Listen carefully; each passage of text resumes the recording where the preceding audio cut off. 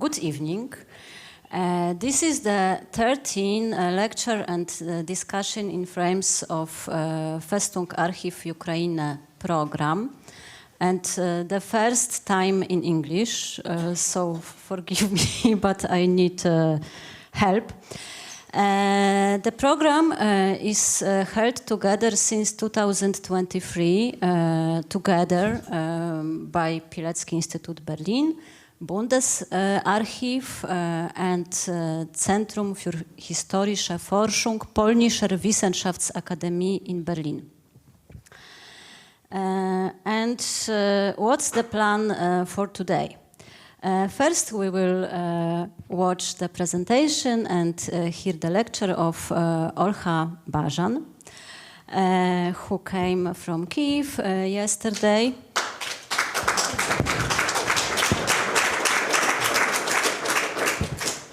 And Olha Bajan is a Ukrainian archivist. She is the director of the Central State Archive of Public Associations and Ukrainica in Kyiv. She is also a honored worker of culture of Ukraine. She graduated from the History Department of Al-Farabi Kazakh National University. And she cooperates a lot with public organizations on incorporating their documentary heritage into the National Archival Fund. Moreover, she works on transferring Ukrainica from abroad to Ukraine. She was involved in the process of inclusion of documents related to the Chernobyl disaster and the Babin Yar heritage in the International Register of the UNESCO Memory of the World Program. She is also a co-author of this great collection of documents related to the reaction on Chernobyl accident. Her presentation will be followed by another presentation conducted by Anna Veronika Wendland, who is also our guest tonight. Good evening. Dr. Wendland is a historian of science and technology, a specialist in Ukrainian studies, having studied in Cologne, Kyiv, and received her doctorate from the University of Cologne. After working at the University of Munich and the Leibniz Institute for the History and Culture of Eastern Europe at Leipzig, she became a research associate at the Herder Institute for Historical Research on East Central Europe and a lecturer at the University of Marburg. She's well known both for her expertise and also for not exactly pulling her punches. Whoever follows her on X or other social media channels knows what I'm talking about. This makes encounters with her arguments a particularly painful experience for Kremlinites, those with a soft spot for authoritarianism and populism, but if I may say so, also more centrist participants who happen to not share her views on the potential of nuclear power to provide green, safe, and affordable energy.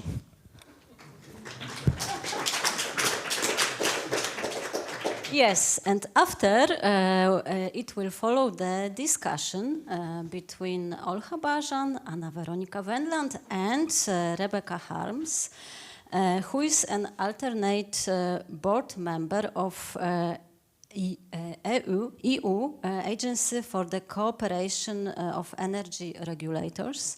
She is also a member of the advisory board of the Center for Liberal Modernity and Co-Chair of the European Center for Press and Media Freedom, responsible for the project Voices of Ukraine. In 1976, she co-founded the Citizens' Initiative Against Nuclear Waste Reprocessing and Disposal in Gorleben. 1994-2004, she was a member of Parliament of Lower Saxony. And after, until 2019, member of the European Parliament from German Green Party. And at the same time, she was also a member of the delegation of the European Parliament to Verkhovna Rada. And also member of 2016-19, member of Euronest Parliamentary Assembly. Entschuldigung. She was... Patryku, powiedz ty to. This is my English. Thank you. Okay. And if I may dare say so, what Ms. Harms is also well known for, she was one of the earliest supporters of the Pilecki-Institut, which we are very grateful for.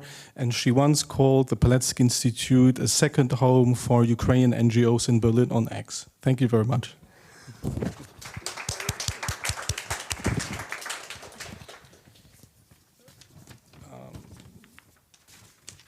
And this was still not everything, because there is one more gentleman supposed to be here. Well, he is here, but he will join us online. To paraphrase a famous saying, history works in mysterious way. And that happened today. And the mention is Jakub Wiech, a Polish analyst, journalist, commentator specializing in energy policy, editor-chief of the Energetyka24 website, host of the Elektryfikacja podcast and a lecturer at the University of Warsaw. He's been awarded multiple times with the Good Journalist Award, the Podcast of the Year Award, and he's a very prominent figure in the Polish public debate with regards to green energy, ecology.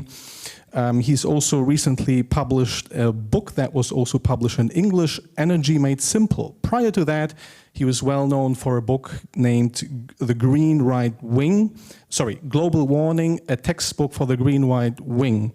So in his books, he offers possible ways out of the desert, both in the very real physical context of climate change related developments, but also in the broader intellectual and political sense. Hence, we invited him here. Please applaud for Jakub Wiech.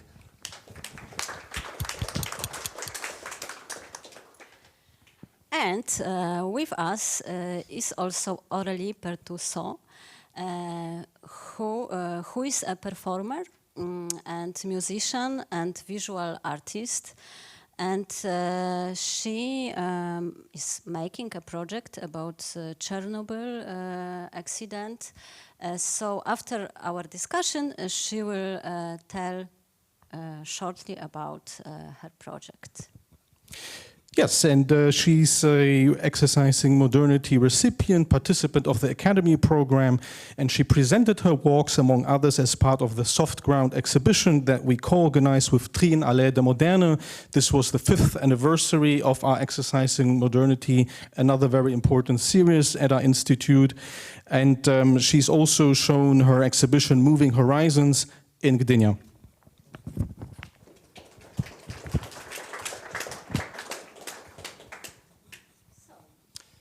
Yeah, let the 100 flowers bloom and flourish. So.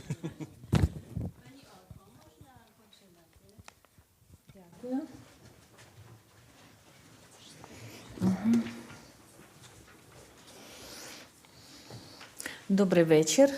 Good evening. Я всіх рада вітати. I am happy to see everyone and to greet you. As our moderators have said today, I present the Ukrainian Central State Archive of non-governmental organizations and Ukrainica. It is a central archive and it holds a large body of documents that represent the history of Ukraine in the 20th century and also the various documents that tell the story and history of Ukrainian diaspora in the 20th century. When we speak about the Chernobyl disaster, I want to say the documents of our archive are a fundamental basis for studying this topic. Because in our archive there is a huge body of documents dedicated to it.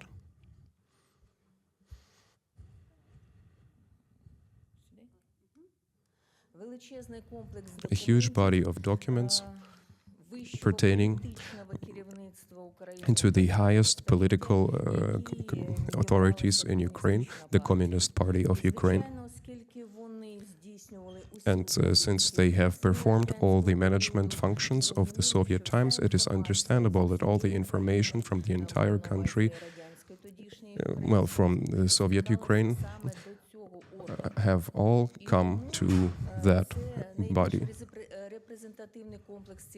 And precisely because of that, this is the most representative and comprehensive body of documentation that not only talk about the handling of the catastrophe from the Kiev region, but also from related documents and information from the entirety of Ukraine. And thus they build a truly pronounced basis of documents for studying this historical period. I must note that before 1991, before Ukraine regained its independence, all of these documents have been classified. And after 1991, they have been declassified for everyone. They are in free access for all scholars and the general public.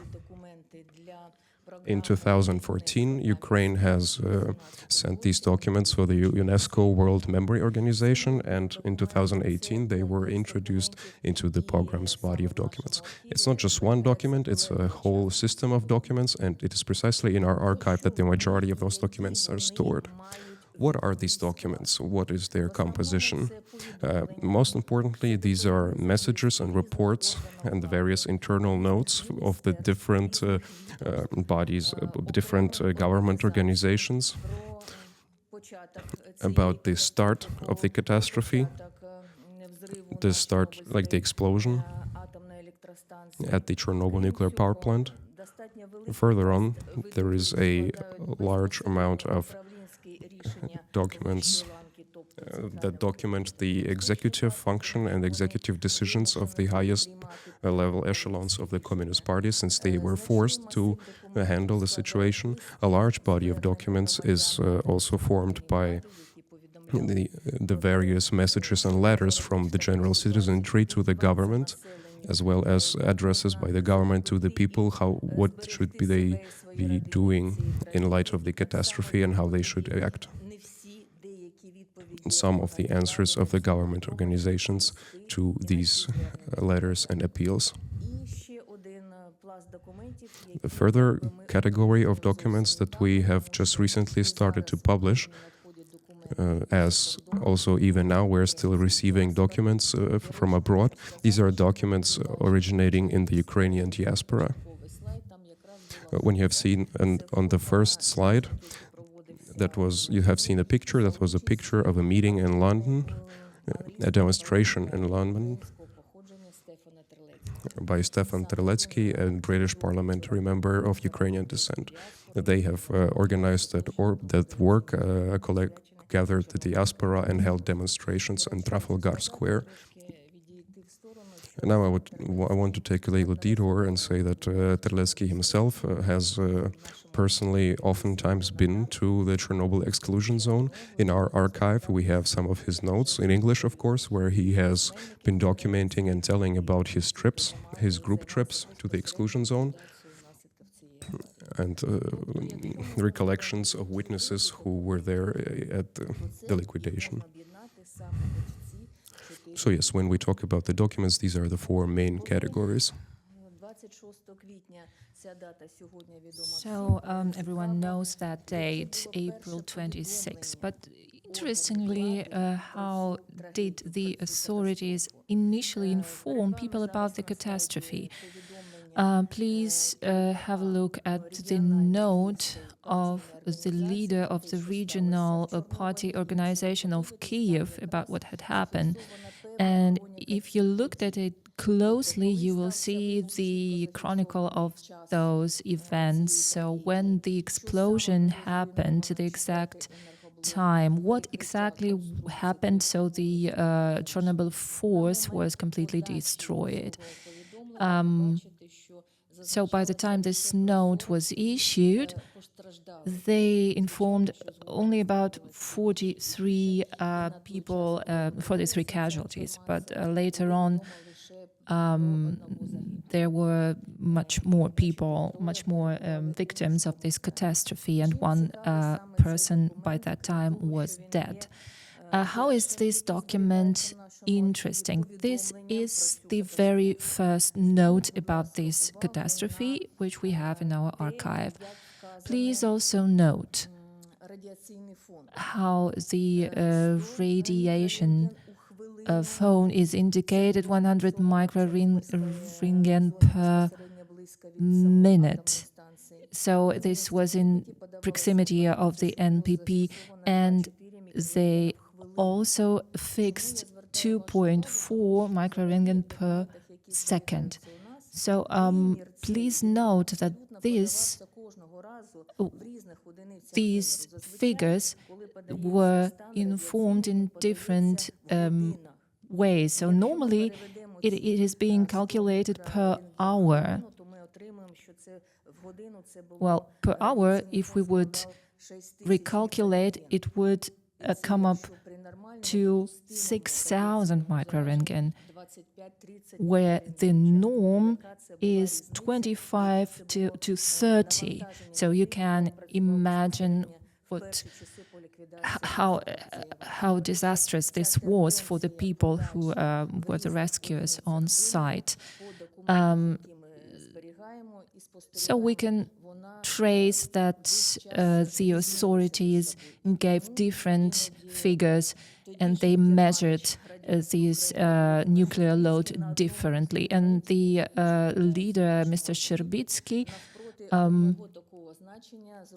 made a note by the hand. What does it mean? So he noted this in front of a figure because he couldn't think of a normal figure of the radiation.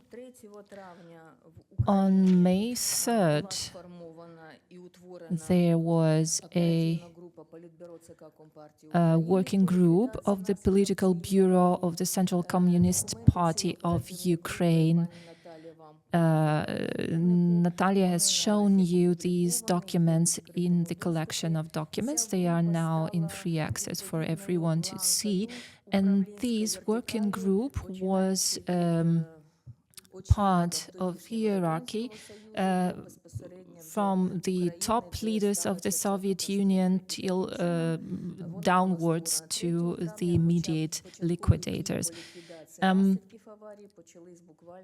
So the group was created, as I said, on May 3rd, despite the rescue operation started straight away after the explosion. So what did this group do? They were supposed, so the members of the group had to implement the decisions of the governmental commission of the Soviet Union. They were responsible for working out policies and making decisions, and they had to coordinate the local governments, the local authorities.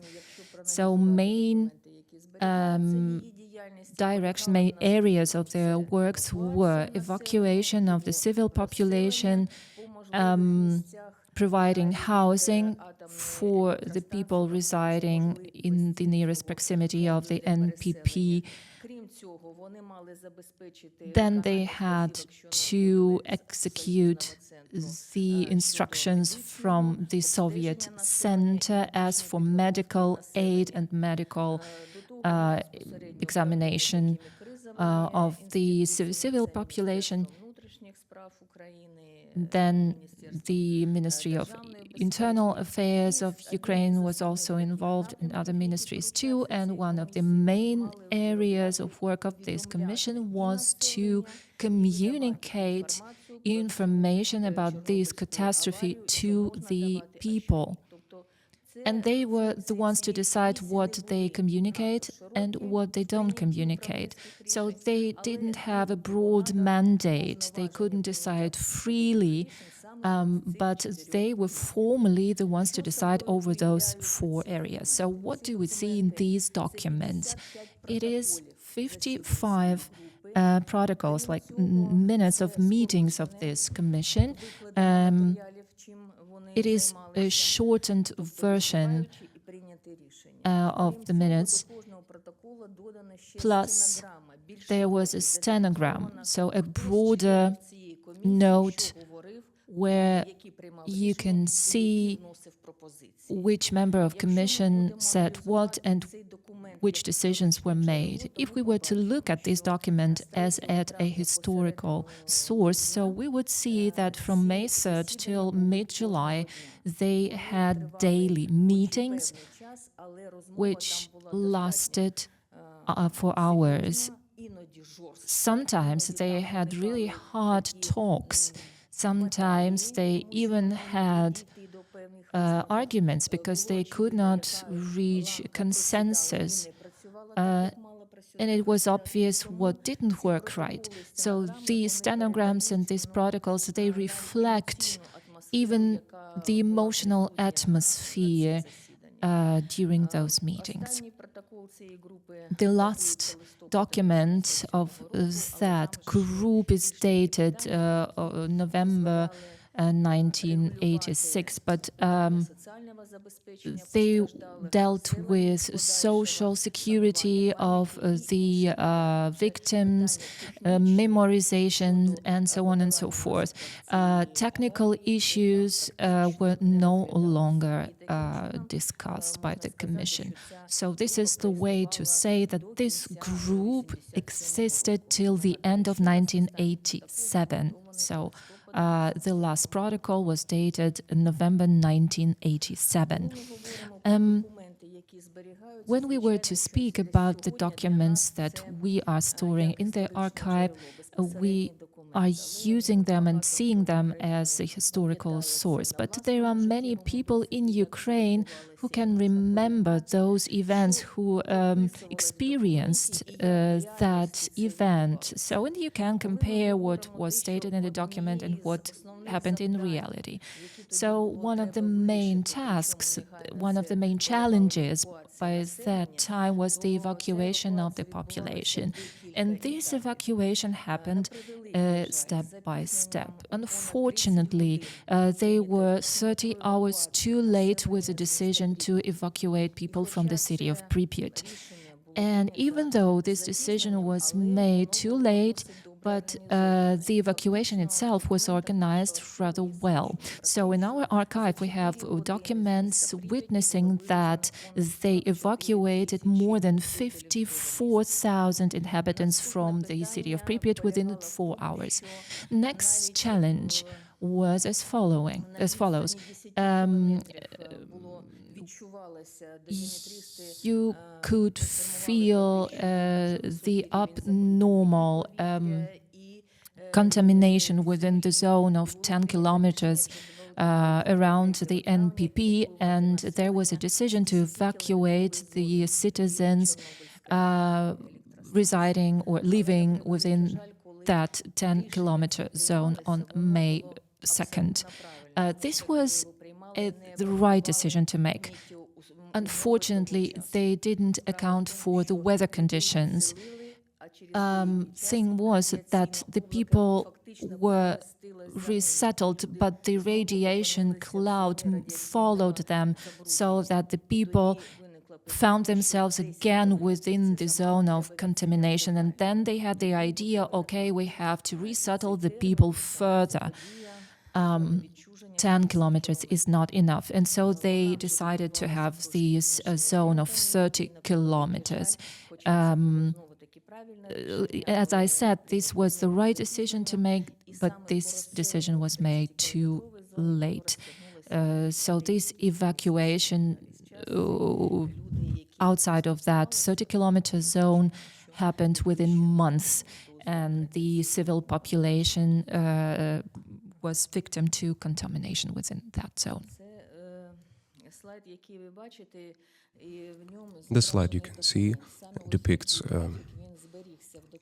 the curve of, it's exactly in this form that we have this document. It shows the radioactive contamination levels measured in the vicinity of the Chernobyl nuclear power plant and in the city of Kiev as it develops over time. The problem is that as this information has started coming in, the doctors and medicians started to ask themselves, well, should we be doing iod prophylaxis of the population? Since according to all protocols and programs, the general population should receive iodine to protect the... What is this called?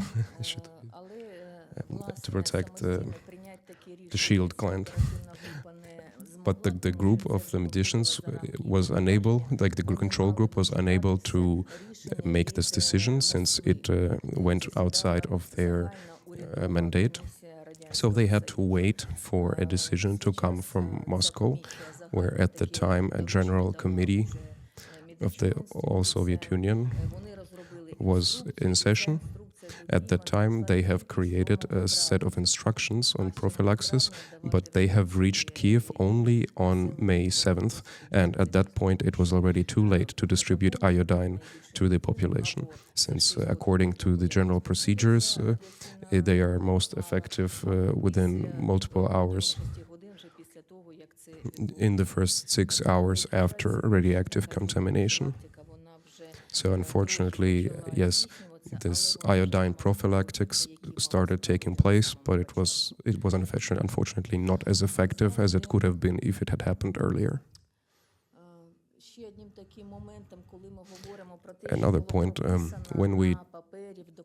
when we talk at what has been written down in protocols and in documents, there is a discrepancy between that and what really has happened.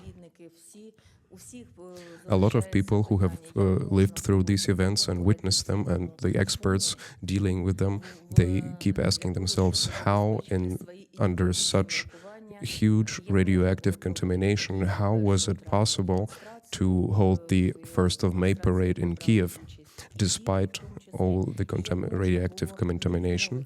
How was it possible to not to not cancel the 39th international peace bike race and not even tell to the participant countries that there is a large radioactive contamination? But unfortunately this still happens, still took place, and says again and demonstrates once again that political calculus had always taken precedence, not just over the security of people, but in general over the general sense of common logic. Yes, of course, when it happened, you cannot say, unfortunately, that in Kiev everything was well organized. Of course, there was large panic. People started immediately trying to evacuate themselves and their families and their children as far as possible. All the major streets were blocked and busy with transport. There was a collapse of railway traffic. Everything was full. Even though officially we do not see any verification of this in the official documents, as of course in the official documents everything happened according to plan, everything was going smoothly, decisions were being made. Was it too early, too late? It was done, everything went well. And only on the 14th of May there was an official decision by the local party authorities to start the organized evacuation of children from the city of Kiev to various summer recreational camps that were available. And on 26th April, there was absolutely no thinking even about shortening the school days of the children. Over 160,000 kids were evacuated from Kiev starting from May 14th. This is what we could read in the documents, this is what they show, and at the same time what was real and the contrast between that and the reality that had place.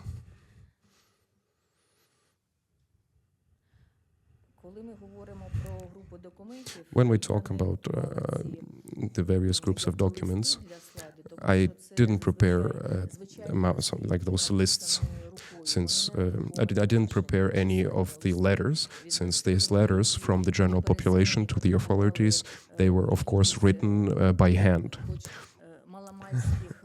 And they were written in a hurry, in a rushed environment, and writing them required conditions that weren't really there. We also even received letters not only from individual persons but also from production organizations. We have a very interesting letter in our archive that is very representative, and it talks about how a large portion of the workforce of the Chernobyl nuclear power plant has been transferred to the Zaporizhzhia nuclear power plant, but the workers of the Zaporizhzhia nuclear power plant did not receive the transferees well, as they were thinking, they were expecting, they were considering that these people were already contaminated by radiation and did not do any nice, friendly welcome, even though in reality these were professionals. And only later, when the state authorities intervened as a reaction to this written complaint, they have solved this issue of accommodating for these people. And further on, they merged to a single team of Zaporizhzhia NPP. Surely, when we were to speak about such massive incident, which later was called nuclear emergency, nuclear catastrophe, we have to realize what was the reason why. And interestingly, if we were to look at the documents, we can trace a certain evolution of the ideas on that, because we have documents of the operative groups and of Communist Party of 1991. But what we can trace throughout those documents, from the very beginning, the authorities put the blame for the incident on the team of the NPP. Even there was a note of the authority of the secretary of the Communist Party of Ukraine, and he noted how the trial on the leadership of the Chernobyl NPP looked like. It was the head engineer, the director, and some operators, some operation workers of the NPP. And accordingly, we know that they had to serve a sentence of 10 years, and according to the court decision, they could not receive any amnesty, so they had to serve those 10 years of imprisonment. And it was quite cynical. Again, the authorities gave the official note to the international nuclear authorities that it was because of the actions of the team. Well, later on we realized it was not that simple. We know now that the team did not act 100% right. But the thing was that the reactor itself was not completely perfect and not suited to operate under different conditions. And the constructor bureau knew about it, but for some reasons they didn't inform the team about the fact that under some circumstances they would have to act according to different algorithms. We don't know why they failed to inform the operation workers about it. Well, maybe they wanted to get more jobs and to build more NPPs, but this was known later on. So we practically have two reasons here, like incorrect actions of the teams and construction disadvantages, downsides of the reactor itself. But this was clear later on when different scholars joined a team to look closer at this catastrophe. So the reason was a synthetic one. Now we are looking at this event from different perspectives, to realize what led to this, what was the reason why. So it was not only for the downsides of the reactor, but it was about the Soviet authorities, systematic mistakes they made and their ideology. So this was a symbiotic effect which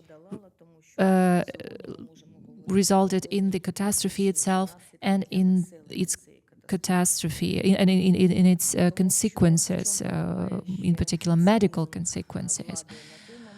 The authorities was quite cynical because, as I said, information and communication was key back then. But this was not the priority of the authorities, so they only cared for restricting the information so that neither the population nor the world, the outside world, learns about it. And we know that this nuclear radiation cloud went further beyond the border of the USSR.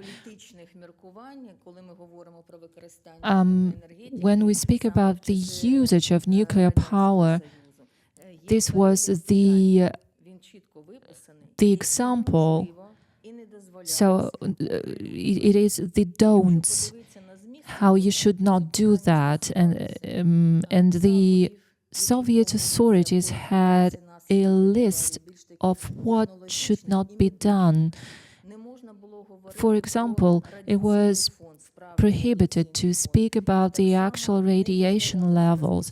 It was prohibited to speak about the medical conditions of the population in different regions of Ukraine, because they thought that people could come up with the idea what actually happened and why there was a boom of certain diseases. So this is to say that the authorities of the Soviet Union, they also bear their responsibility for what happened. Yes, I will keep it brief and I will not comment the last slide. I think you all can see what is to be seen here, but the very name of Chernobyl, we can read this word as Chernobyl, like the black pain, if we wish to look at it this way.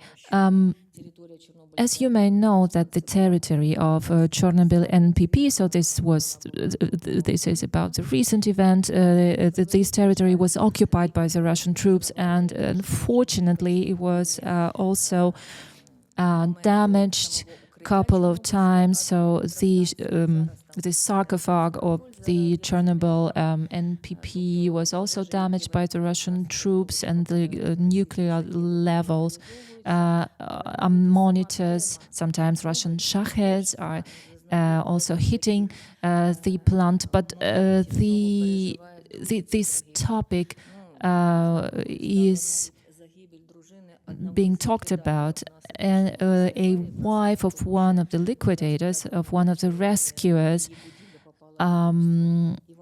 died in course of a Russian shelling. Her husband was one of the first rescuers of the Chernobyl catastrophe.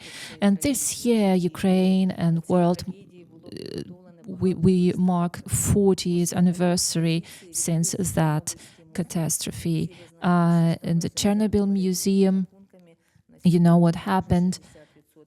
Approximately 60% of that museum is lost due to one of the Russian attacks on Kiev. They used to have a very interesting exposition because they went to Chernobyl and they gathered artifacts and other materials and things witnessing the catastrophe. Unfortunately, we cannot say that the catastrophe is gone and it belongs to the past, because under the circumstances we are going through as a nation, we cannot guarantee that Chernobyl NPP is safe. Thank you very much.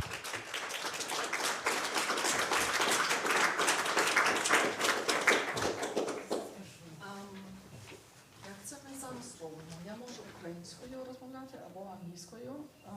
Це перекладається всім інше. Це перекладається. Я тільки ж хочу, щоб ви розуміли. В мене є перекладач. Це англійською. Як вам зручніше? А це ти слушно. Мені, в принципі, байдуже. So, okay, so... Як для вас буде краще? How do you like it? In English or Ukrainian? If there are many Ukrainians in the room, I can speak Ukrainian and the translator will do it into English, but I can make it in English as well. Ukrainian hands up. Okay, so I will have it in English and you get a translation to Ukrainian, but afterwards we can have a conversation in Ukrainian as well. So what I am now doing, it's not my first slide here. I have to go again to the very beginning.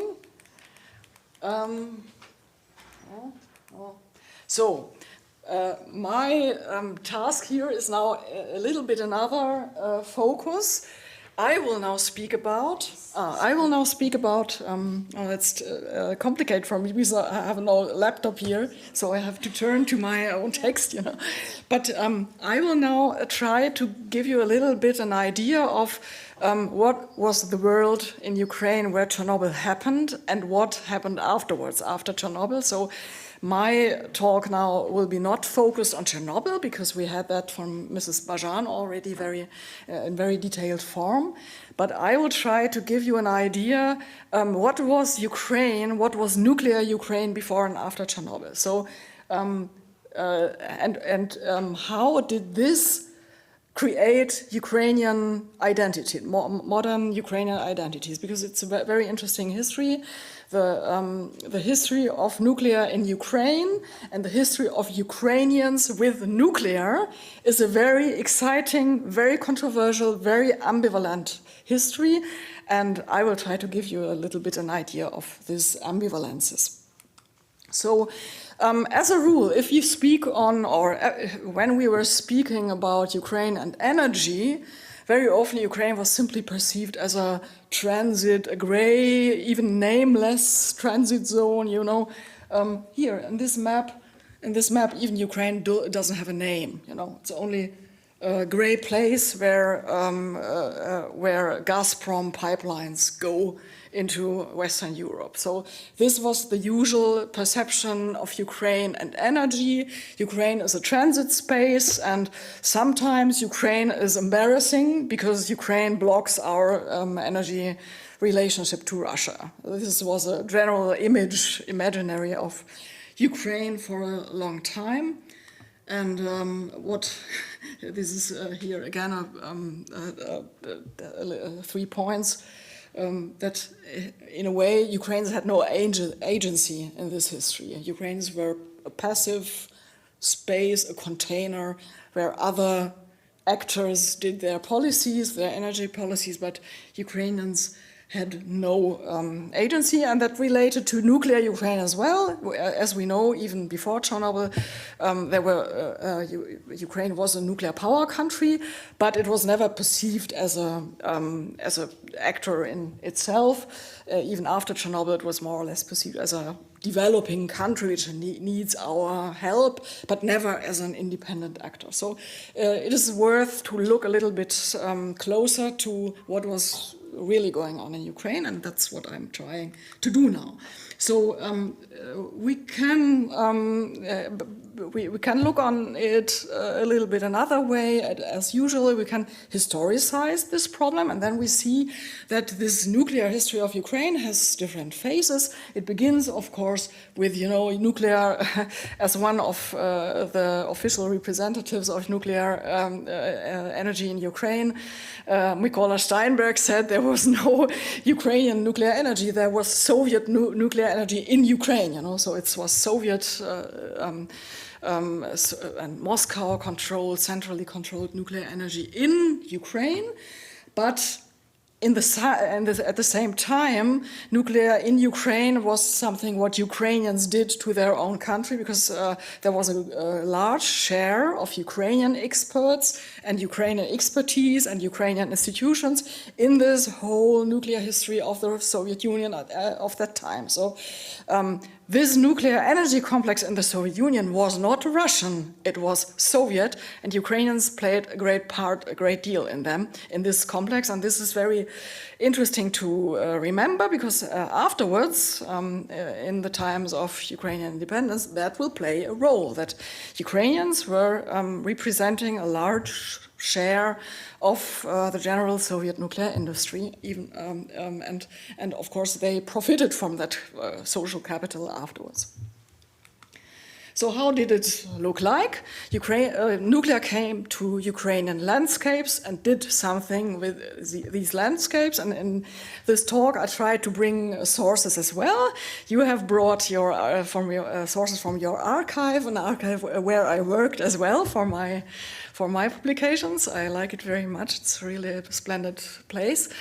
And I brought some sources, much of them visual sources about nuclear in Ukraine. For example, here I brought you a map of the Soviet General Staff, which is in our map holdings at the Herder-Institut in Marburg. And here you see how nuclear engaged with the Ukrainian landscape. You have these, as we call it, envirotechnical systems. So nuclear has always to be thought together with water. Without water systems, no nuclear power plant. And northern Ukraine, the Polisia region, where Chernobyl is situated as well, was such a region with loads of water and a relatively not very dense population, so it was considered an ideal nuclear energy landscape by the Soviet planners. And so they put most of their nuclear power plants in right bank Ukraine, they put into this Polisia region, and one of it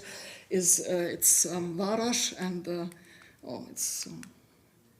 it's Varash and the Rivne nuclear power plant, where I did my field research. So I took this map of this region with you because it is in the very same region as Chernobyl, in the Polisia, so a swamp and wood and river area, and you see how this nuclear plant interacts with this river system here. Here's the plant and here's the river and there's a water intake. So this is what nuclear was doing with Ukrainian landscapes, and in Chernobyl, as we remember, where they had even large cooling water ponds which were about 20 kilometers long. So it is really large hydrotechnical structures which came with nuclear into this Ukrainian landscape. And at the same time, on this symbolic and communicative level, there was something going on which is very interesting. How was nuclear communicated in Soviet Ukraine? It was communicated as we would say today, as a green energy, an energy, a form of electricity generation, which is highly compatible with nature. You see it here. This is sort of the reactor in the garden, as one of the Northern American researchers of Soviet nuclear called it. So nuclear reactors were perceived and communicated as green or as white energy. Very often the color white is playing a role, so it's white buildings, it's people in white clothes who are doing their work there inside the station, and everything technical is, stylized in a very, modernist form, which transmits this idea: we are now entering an entirely new form of energy. Why did we? Because Ukraine, to date, was a very dirty energy country. Ukrainians burned coal, loads of coal from the Donbass, and the usual energetica in Ukraine was very, very black and dirty. And so nuclear was, in a way, inscenated as the anti-image to the coal industry. And that, of course, that worked, because it helped the people to accept nuclear, because it was conceived as a new and good form of energy. And this is the second aspect. It was not only communicated as a form of, clean energy, it was also communicated as a form of, a chance for social advancement through technology. And it's very interesting, really, it is in the overall picture of the Ukrainian history, of the Soviet Ukrainian history of that time, so the 60s and 70s and 80s, that the main trajectory of Ukrainian social mobilization from the province and from the countryside to the cities was technical professions. So engineering and technical professions were a main way for Ukrainians to have social mobilization. So nuclear symbolized social mobilization as well, and in this way we can even say it was a way of forming a modern Ukrainian nation. Although in the Soviet time, of course, it was not called like that. It was not called a Ukrainian modern industrial nation, but de facto it worked as such because it created new modern Ukrainian identities which were closely connected to technology and, by the way, to nuclear technology. And Ukraine at that time was, I emphasize that again, she was in a way the secunda inter pares, so the second important Soviet republic in the nuclear overall, in governing the whole Soviet Union, but also in the nuclear industry. Ukraine was a very important part of the Soviet nuclear industry. And this, of course, went parallelly with strategies of people who worked in the industry, with appropriating it to their own lives. And this is typical.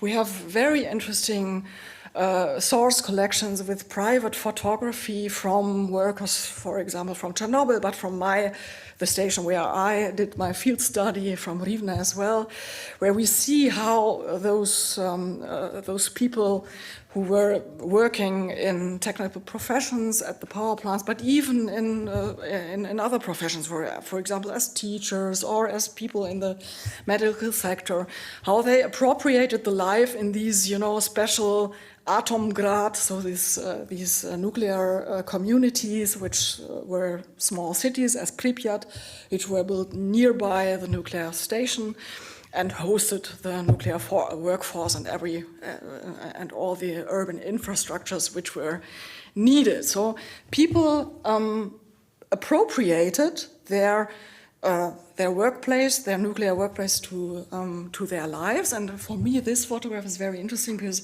it's an electrician who works at the nuclear power station at Chernobyl, and for the Novy Rik, for the New Year's Eve in 1983, it's just the first time Unit 4 has been connected to the grid.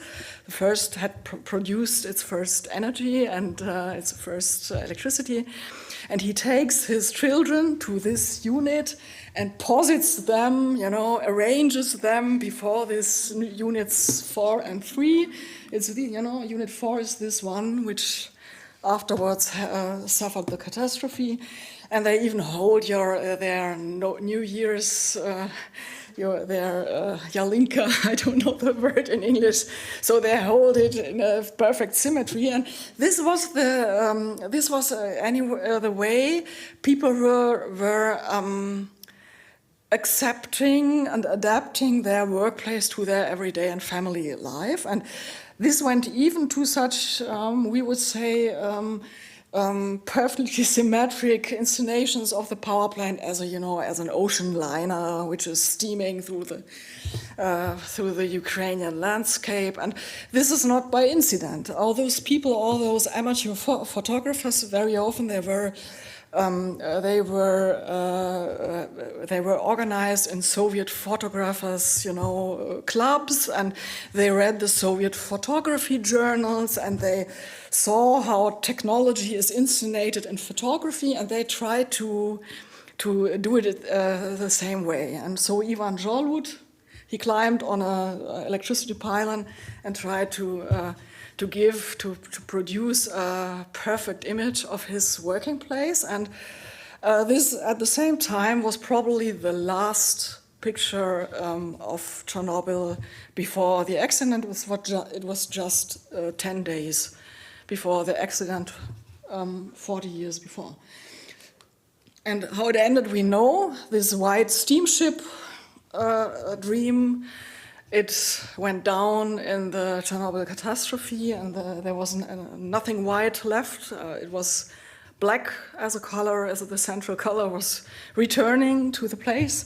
And we saw it already in Mrs. Bajan's photos, so I will not delve into the Chernobyl experience, but a little bit, anyway I will, because it is very interesting how the different coping strategies afterwards were emerging. It was such strategies as already were mentioned, you know, it's doing something in secret, not telling the truth, or trying to cope by not telling the truth because there is the fear of telling too much, for example. And this results, and that is very interesting and broad research now in Ukrainian literature, science, about the loss of language, because people did not know how to describe what is happening to them because there's so much lies on it on the one hand. On the other hand, you even do not have words to describe what is happening to you, because as you cannot see or feel radiation, you cannot find words for what is happening to you. So the loss of language and the loss of imaginaries was a central cultural problem for Ukrainians after Chernobyl. But on the other hand, we have very interesting developments. For example, touristification. The Chernobyl exclusion zone became gradually a tourist destination. We have even a word for it, dark tourism. You know, so it's even firms emerging who organize such Chernobyl trips for mostly Western tourists. But there's also a whole culture of so-called stalkery. So Ukrainian youngsters who are illegally going into the exclusion zone, taking photographs there and making art there and so on. So it's a very interesting, very multifaceted and very ambivalent cultural space which is emerging in that Chernobyl exclusion zone. And that is a very interesting outcome of the, or a very interesting form of coping with the disaster in Ukraine after Chernobyl. And of course, at the same time, we have first a few years after Ukrainian independence of, I would call it eco-nationalism, so movement against, critical towards nuclear, which results even in a moratorium for nuclear new builds. And it seemed for a while that perhaps Ukraine could take the way afterwards Germany took towards a nuclear phase-out, but interestingly enough, that did not happen because the Ukrainian elites, foremost the economical elites, they identified nuclear as a national asset, and they simply realized that nuclear consists already made up for 20% at the time, or 30% of the overall electricity generation of that country. So they thought that they could not afford to make a nuclear phase out. So with time going, nuclear became a very prestigious Ukrainian national industry, including the completion of some nuclear new builds, which were already commenced in the Soviet time. And one example is this Unit 4 of Rivne, which was afterwards called the Avro Block, the European unit, because there was much of European help and European technology integrated into the completion of that unit number 4 at Rivne, and there were other units at Khmelnytsky and at Zaporizhia as well, which were complete with Western support. So this is a very interesting phase where, in a way, Westernization takes place, but people are restructuring and rebuilding or completing the nuclear technology they inherited from the Soviet times, but it's a very interesting hybrid process. And this is where I am coming into this history, because at the same time, of course, there were new connections towards the West, including research into these nuclear power plants in Ukraine. There were several very interesting forms of cooperation between Western and Ukrainian institutions. In nuclear regulation, we see a westernization. For example, the nuclear authority in Ukraine was rebuilt according to the frameworks as we know it in the United States. So it was in a way a US pattern of nuclear regulation was introduced in Ukraine. And we had a very interesting process of diversification very earlier, before the war, even before the annexation of Crimea. Ukraine began to diversify its nuclear fuel procurement. As an outcome, Ukraine proceeded further than our European neighbors, which to date rely on Russian nuclear fuel, for example, in Slovakia or in Czechia or in Hungary. And this began already before the war. And of course, we had research connections. One of this was my own research about nuclear safety at Rivne station. And of course, what is very interesting, it is even in this transformation time, anyway, nuclear social identities, as I already presented them to you, they transform as well, but there's very much of this Soviet tradition still remaining. For example, all these cultural tradition of the Soviet Atomgrad with a very strong focus on sports and on industrial holidays and unit anniversaries and then Energetica, so the Energy Workers' Day in December and so on.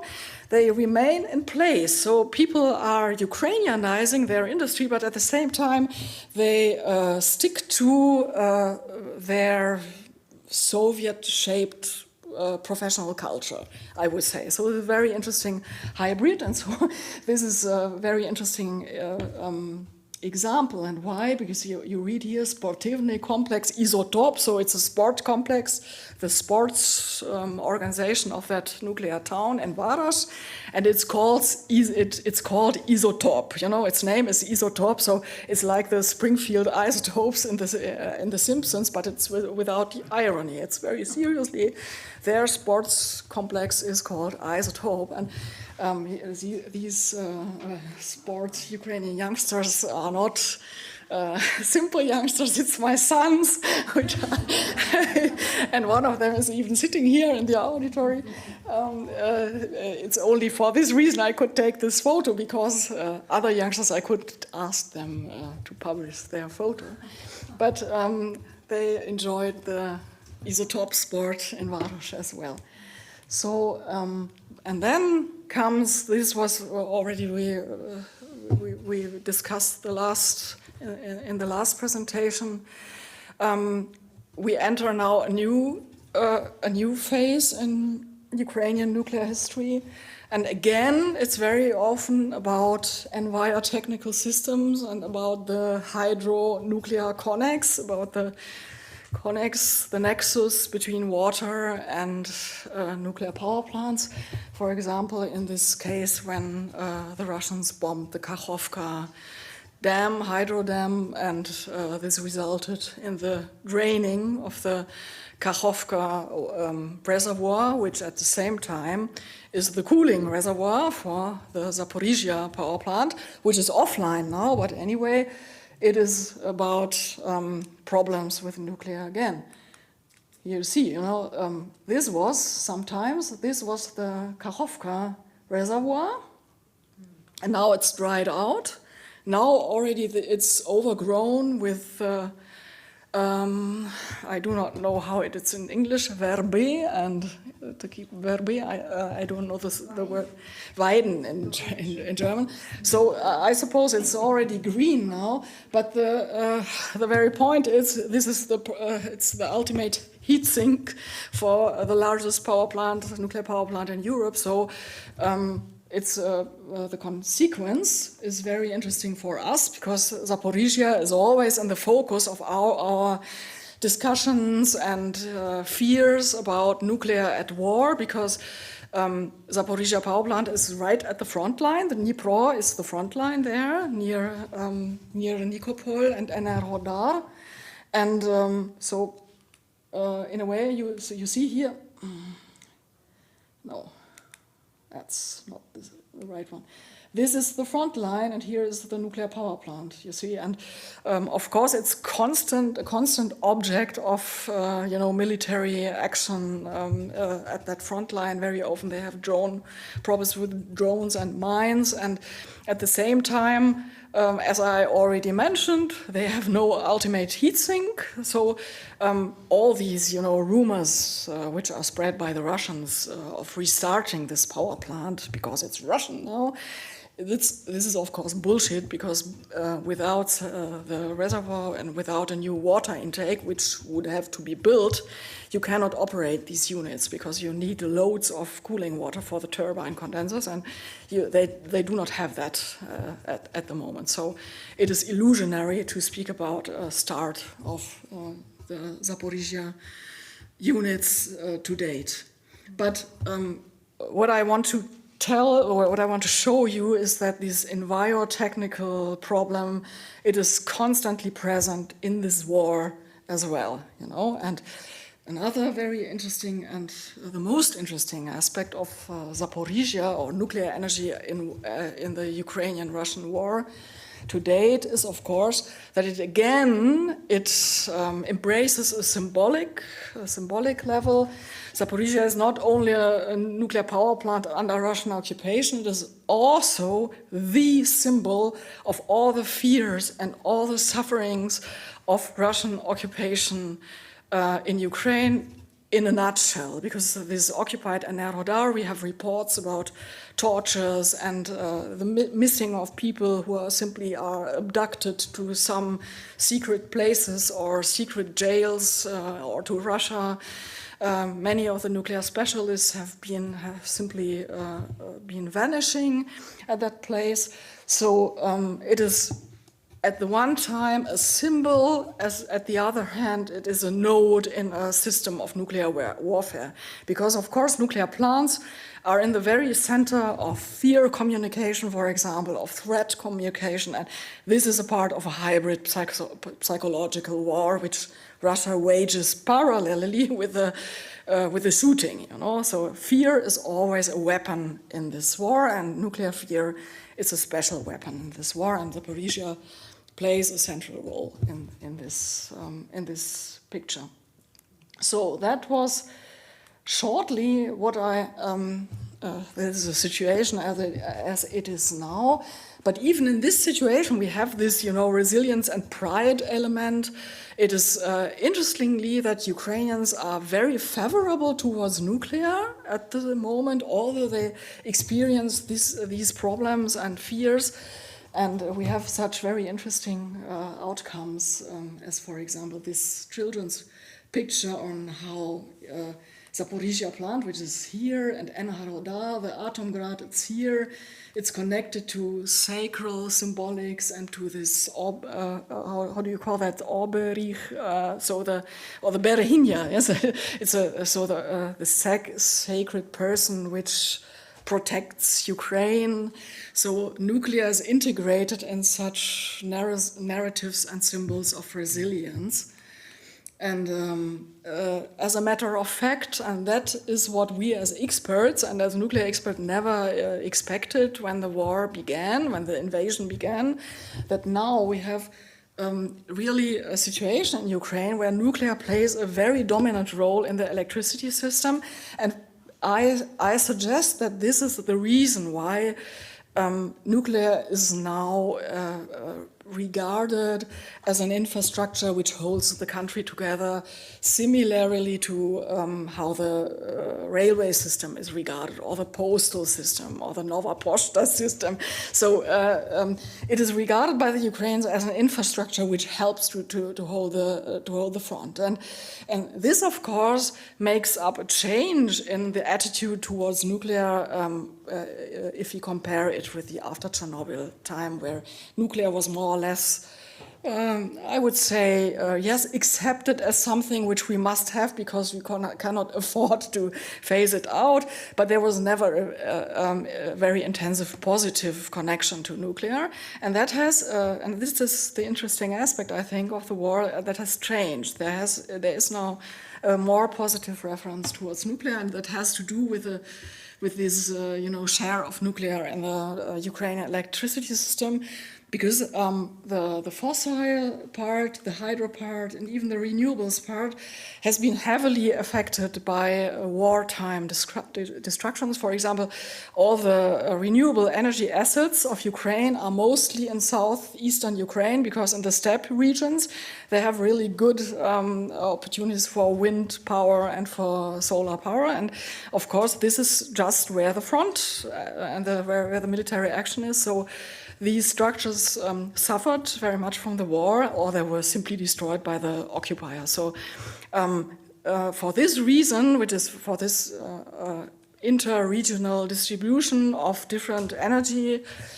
generators, we see now this picture that nuclear makes up 50% of Ukraine's electricity generation, and this is, of course, a very, very high, one of the highest shares in worldwide, with exception of France, perhaps. And this is, of course, this contributes to this closer connection of the Ukrainians to nuclear as in a way, patriotic industry as that has been before. So thank you very much. I think that was the last one. Oh, this is the very last one. The very last one is, in order I tried to show you that, again, that energy is not only a technical structure or a problem of economics, of military protection of the installations, but it also makes up culture and makes up identity. And for me, it's very interesting that Ukrainians, during the war, they developed a very strong sense for their infrastructure because their infrastructure is so threatened. And Serhii Zhadan, the poet and writer, and an artist as well, in his last book, which collects short stories about the war effort and the war experience, he has a series of such very fragile and very, ephemeric in a way, such pictures of energy infrastructure. So it's about power lines and power stations. This is not a nuclear one, but it was for me characteristically that Ukrainians get a new sense of their infrastructure, and they import into their cultural considerations about themselves, about the war, and they try to convert it into a cultural signal. And for me, it was very interesting process to observe here. And this is the very last picture. I hope I could give you a little idea of what is going on before and after Chernobyl with these, electric infrastructures. And I'm happy to share your or to hear your ideas about that in the discussion. Thank you very much.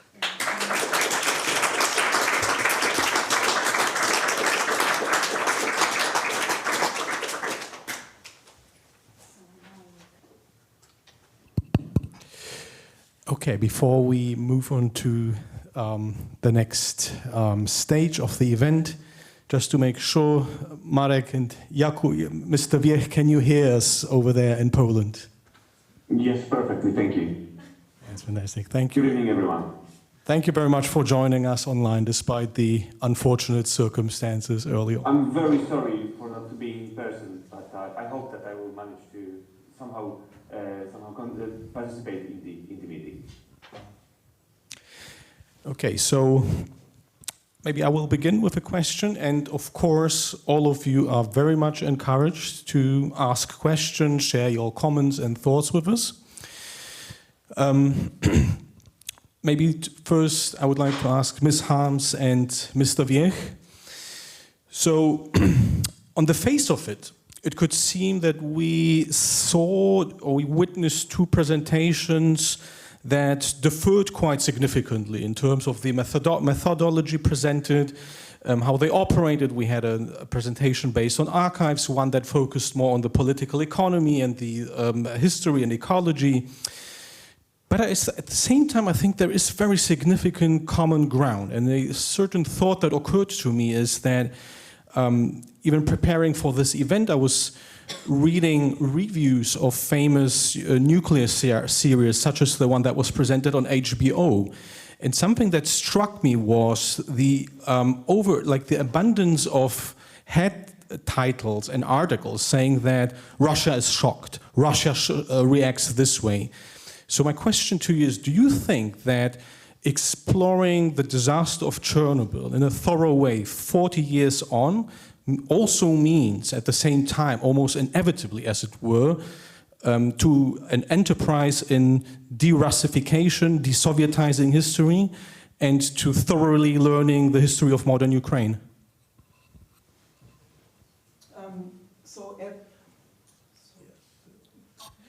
I think it depends very much on where you entered into this story or into this part of our common history. And I would say at least the Germans still think that Chernobyl is a kind of historic link between Soviet Union at that time, Ukraine today, and us.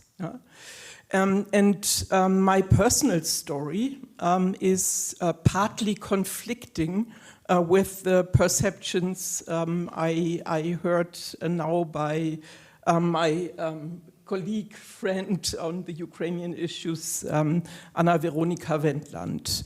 I was especially interested when she used the word eco-nationalists, because it's interesting, because my first friends in Ukraine in 1988, before independence, obviously were these eco-nationalists.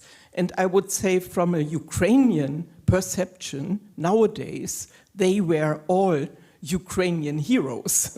So I'm speaking about, for example, Yuri Sherbak, Vladimir Yarvorivsky, and also Lina Kostenko. Yeah? And they belonged to the group which invited me, covered as Writers' Club of Soviet Union. They invited me, together with two other ecologists from Germany, to visit a nuclear exclusion zone in Chernobyl in the year 1988, so years before independence.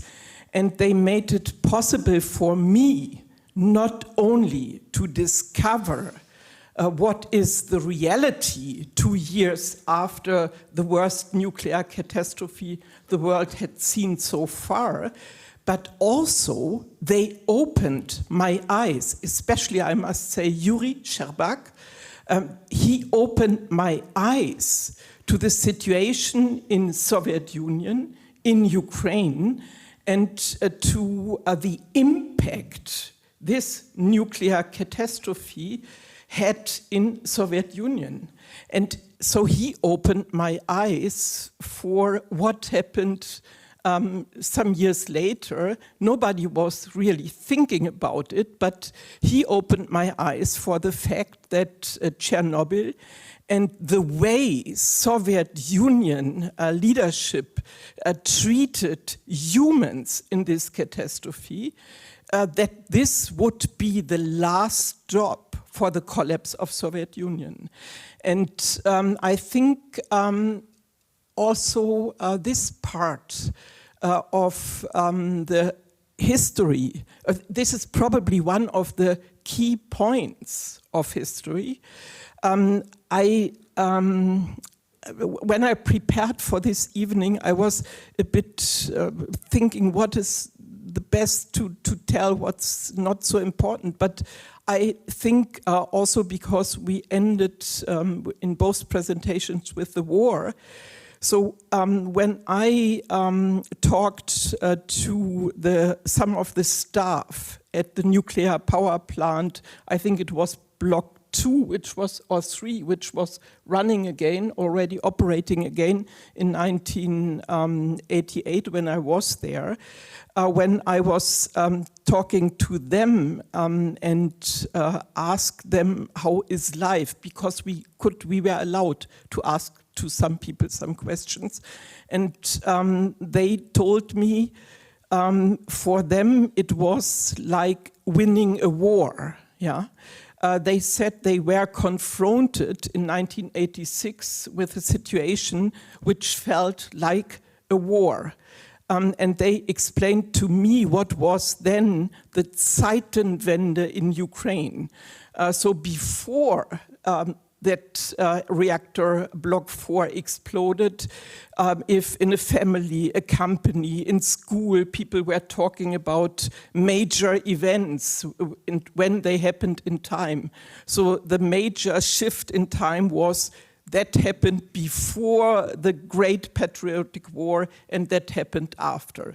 But from April 1986, at least in Ukraine, everybody was talking about that happened before Chernobyl exploded and something happened later. So I think for Ukrainians, and also as far as I know it from my friend Svetlana Alexievich, also for Belarus, the major change that happened after 1990, the failure of glasnost and also perestroika, yeah, that happened because of Chernobyl. It pushed it beyond what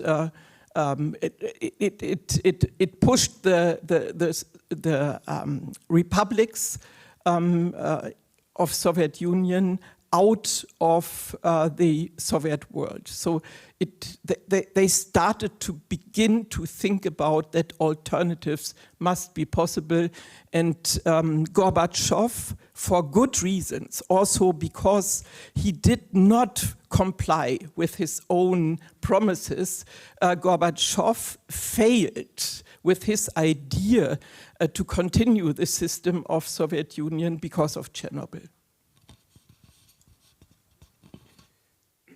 Thank you very much for this in-depth historical take.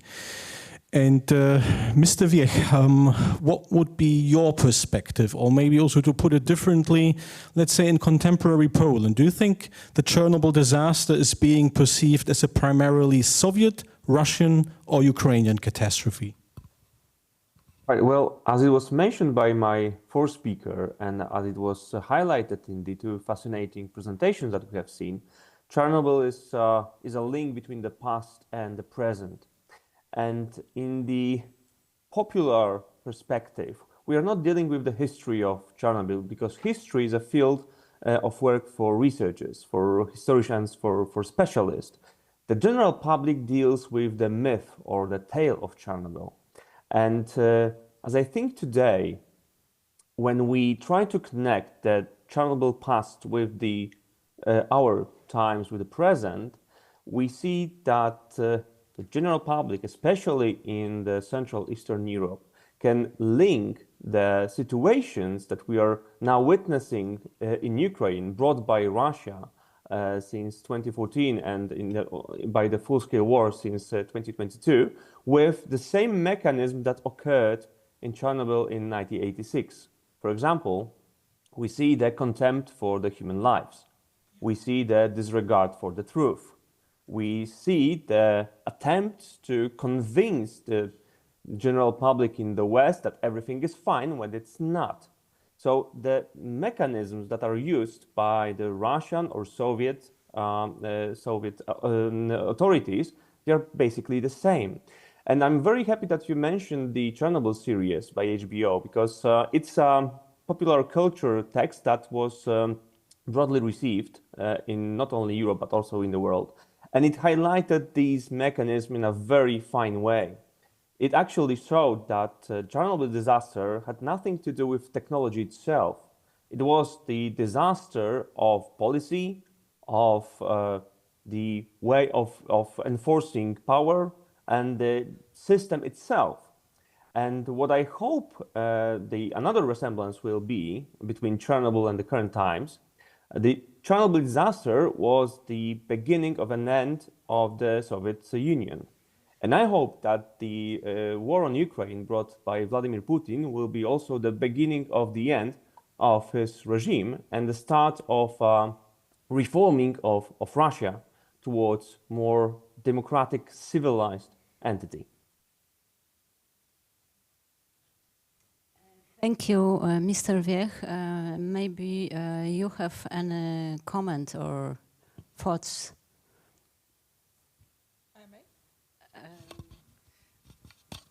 Yes, yes, I agree with Jakub. It started in Ukraine and it will end in Ukraine, I think. So if you try to draw the line of historical continuity, but only one word to this notion of eco-nationalism. It's not my concept. It's a concept of Julia Dawson, who wrote a book about eco-nationalism in the late Soviet Union and all these, movements for the enhancement of perestroika. And it doesn't mean that there is nationalists which are really green, but it means that ecological programs become a part of independence movements in that times, and that of course the perspective of the Ukrainian movement Ruch in that time on nuclear in Ukraine was, of course, it's an imperial project, and they were right in this. It was nuclear in Ukraine was an imperial project, but it is always in imperial history and in colonial history as well. Colonial or post-colonial history is very ambivalent and very hybrid. So, of course, it was an imperial project, but as we have seen, as I have tried to show, at the same time, Ukrainian elites who later on would be the beginners, the state builders of independent Ukraine. It was Ukrainian communists or ex-communist elites in a way. Even all those writers very often were, for example, my own father-in-law, Petro Osachuk, who co-founded the Ruch. He was a communist as well in that time. So all these communist elites in Soviet Ukraine, when nuclear came to Ukraine, they very eagerly accepted it and even tried to drive it to Ukraine. There's very interesting in your archive, by the way, very interesting documents about how the Academy of Science and the Ukrainian Party Organization and Petros Shelest, of course, these national communists in office in the 60s, how they lauded and developed nuclear in Ukraine because they regarded it as an instrument to push Ukraine forward, to push Ukraine's interests forward. And this was of course, it was Soviet elites, but it was the only elites Ukrainians had that time. And later on, these elites developed into or morphed into the new post-Soviet Ukrainian elites. Of course, it's now changed again and again. But the interesting point is that this notion of the nuclear industry, which dominated still the early Ruch in the end of the 80s, it developed as well. First, it was a Russian project on Ukrainian soil, and it was juxtaposed toward Ukrainianness. And afterwards, and we see this if you do these case studies and micro studies on the sites where the nuclear power plants are, we see, if we regard all these biographies and all these self-concepts of the people who are living there, who are mostly being Ukrainians, that they regard themselves as internal colonizers of their own country. You know? And this is for me the very interesting thing. We have loads of ego documents of those builders of those nuclear cities who regard themselves as colonizers of the wild nature, and we are bringing the civilization to a formerly useless, area, and so it is very, very ambivalent. That is what I wanted to try to show. And this ambivalence is going on to the very day, because to the very date, nuclear has such an ambivalent, Janus-like face. At the one hand, it produces fears and it produces risks, especially in wartime. On the other hand, it produces identities, and this is for me the very interesting aspect of it. By the way, one personal word, of course, I have something very in common, of course, with Rebecca, because Chernobyl was for me the starting point of me becoming a very radical anti-nuclear activist, by the way, which I was then. And of course, for me, it was the very starting point dealing with Ukraine.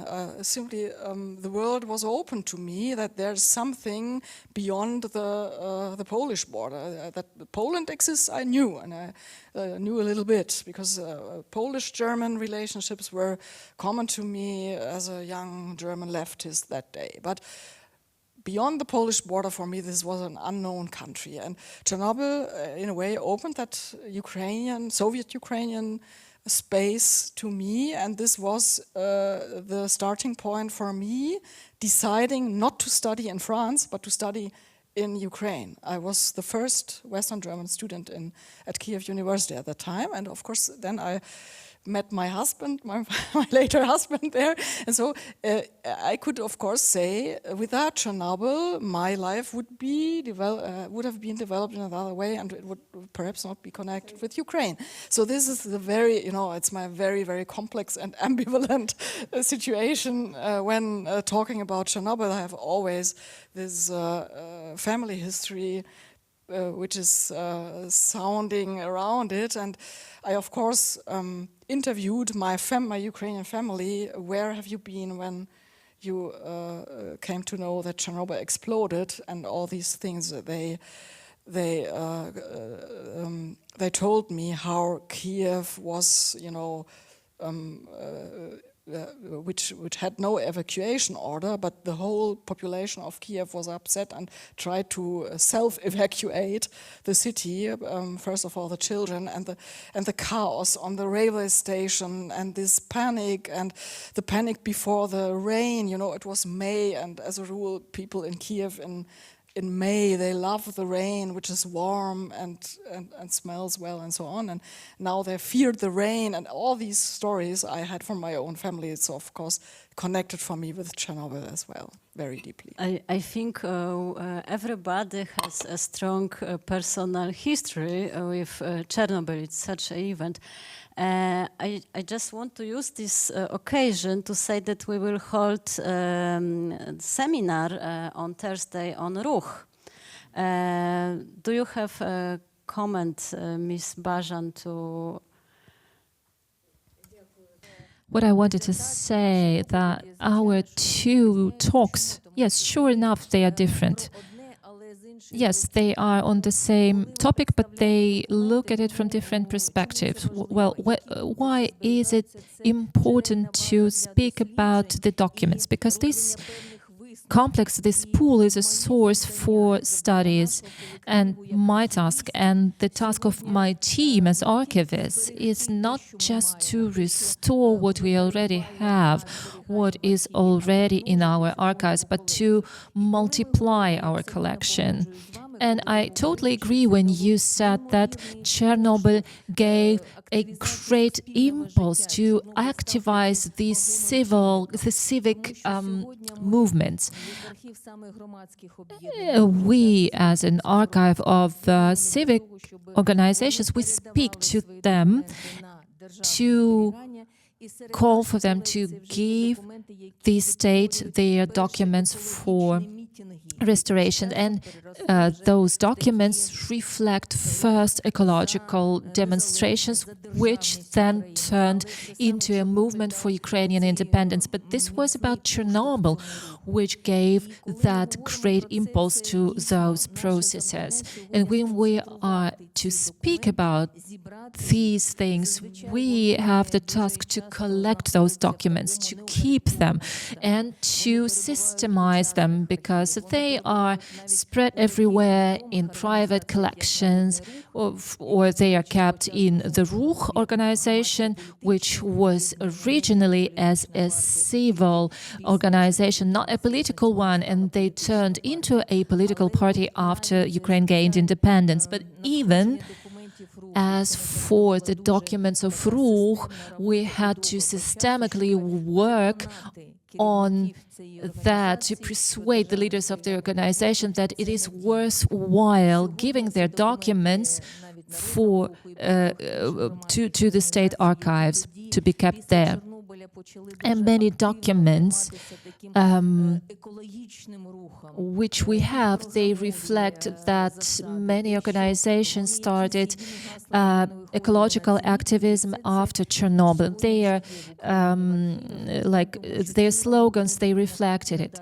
And I believe that we will work on this furthermore, and we will try to receive interesting documents from archives, from private archives. Unfortunately, those who own those archives do not publish those documents properly, and they do not give access to those documents to broader publicity. So I totally agree with previous speakers and participants to discussions. We have said a lot how the attitude to the nuclear energy evolved, was changing in Ukraine, and I would ask Mr. Wiech, how was it in Poland? As I remember, ecological movements were also connected with democratic movements. And yes, how the attitude changed in the last 40 years. And then I would ask Rebecca Harms how it changed in Germany. Yes, well, let me start with this common ground between Poland and Ukraine, because these two countries somehow were spared by the energy crisis of 1973 that was beginning for many environmental movements in Western Europe to rise and to get their political attention because of the shock of oil supplies and the economic consequences of these situations. For example, the Green parties and the social organizations such as Greenpeace, they have their roots deep in the energy crisis of 1973. However, both Poland and Ukraine were spared by that because we were on the in the Soviet bloc that was the alliance in alliance with the Arab nations, who decided to put the embargo on Western Europe and the United States as a result of the Yom Kippur War. And so we missed this, let's say, in a political manner, natural the beginning of the environmental consciousness in our societies. Actually, if we look at the decade of the 70s in Poland, it was quite a, in economic terms, it was quite a beneficial time for society, because we started a lot of investments, and we actually levelized up the overall level of living in Poland, in the Polish People Republic. But we also skipped the part in which we should evolve into a society that has some kind of green movement or environmental movement. It happened by the Chernobyl disaster, both in Poland and Ukraine. It actually, the Chernobyl disaster was kind of an ignition to the environmental consciousness in Poland. And of course, it was linked, the whole action regarding Chernobyl reaction was linked to the democratic protest itself. In the same time as Chernobyl disaster occurred, in Poland we held the works that were conducted to build our first nuclear power plant in Żarnowiec. And these works faced a lot of social protests that resulted from the consequences of Chernobyl disaster. However, it did not stop the power plant itself. The construction continued, and it was stopped in 1990 by the first Polish democratic government after the fall of the Soviet Union. However, we entered as Poland, we entered the democratic period with no nuclear power plant, but with strong anti-nuclear movement. And the situation lasted for another 30 years. However, the Polish, let's say, neglectance in the energy transition, combined with another energy crisis that appeared in the European market after the Russian invasion, full-scale invasion on Ukraine, drove Polish society to the stance in which 90% of it supports nuclear. We actually witnessed very closely what's going on in the countries that have nuclear power, like France, and also we follow very closely the fightings in Ukraine to notice that, for example, countries that kept the nuclear went out much better in the energy crisis than countries that didn't have the nuclear power plants working in the energy systems. And at the same time, we witnessed that the war on Ukraine actually aimed at practically every single generation capacity except for nuclear. Both renewables, coal-fired power plants, gas-fired power plants were destroyed and were aimed by the Russian forces to be destroyed, but the nuclear power plants were spared or were even stolen by the Russians because of the pointlessness of attacking a nuclear power plant in the modern war. It's actually, in both strategic and tactical terms, it's pointless to attack a nuclear power plant. So it resulted in a very high support of the Polish society in favor of nuclear energy. And as Polish Ministry of Energy says, basing on the latest polls, 90% of our society is pro-nuclear, and it resulted in practically no protests or no actions against the power plant that is being built right now in Choczewo and on the Baltic seashore in Poland. That is aimed to be our first nuclear power plant. We are aiming to start the operation of the first unit in Choczewo power plant in 2036. And still, it's a project that meets a lot of support in the Polish society, and it's continued by the Polish government that came to power in 2023 as one of the investment projects that were brought up by the previous government. So I think that right now the let's say general circumstances led for a almost unanimous support of nuclear in Poland and in many other countries in the world, because we have right now something that we can call a nuclear renaissance. And many countries that, for example, abandoned nuclear a long time ago, like Italy, decided to turn up their decision, and they are trying to bring up some nuclear generating capacity. So I think that right now we are entering a whole new era of the nuclear perception, an era in which we consider nuclear as an integral part of our energy transition towards climate neutrality. Ms. Harms. Thank you. So please allow me, before I talk about the perception of nuclear industry and future in Germany or in Western Europe, maybe I restrict it to Germany, some sentences about the change of attitude in Ukraine as I see it, because I'm discussing this with Ukrainian colleagues in the Rada and Ukrainian friends all the time since I'm working in Ukraine, so for decades. And yes, there is now totally different compared to the 90s or to the years after 2000. There is another attitude towards nuclear. But that's not simply a positive attitude.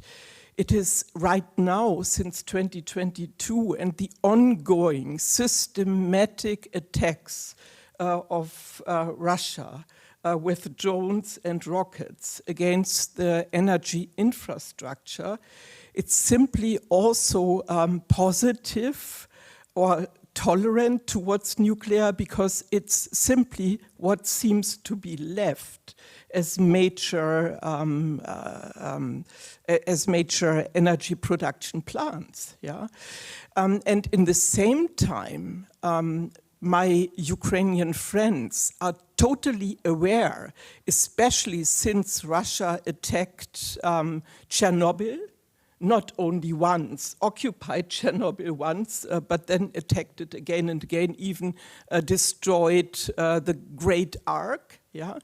But attacked Zaporizhia. Ukrainians understand pretty well that the nuclear reactors, which they need, yeah, for existence of the country, are like pre-installed nuclear bombs. And Ukrainians know much better than Germans that there were several situations in Ukraine when, because of lack of supply, or the interruption of possibility to feed produced electricity from the power plants into the grid, that they were again and again in very critical situations close to a major accident with the nuclear reactor in Ukraine.